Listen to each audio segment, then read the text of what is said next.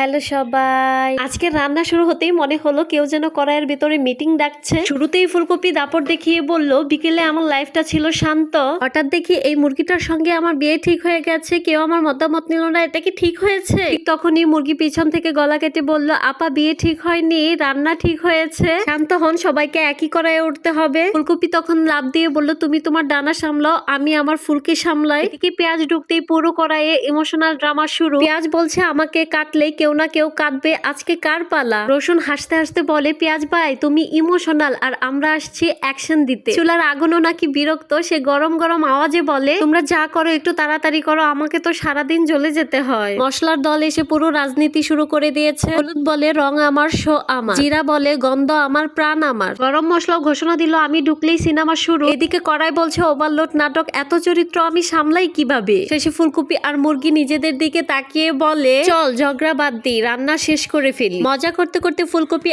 আর মুরগি দিয়েই আমার রান্না শেষ হলো। তো ভিউয়ার্স, ভিডিওটি যদি আপনাদের ভালো লেগে থাকে তাহলে লাইক, কমেন্ট এন্ড শেয়ার দিবেন। সকলকে অনেক অনেক ধন্যবাদ।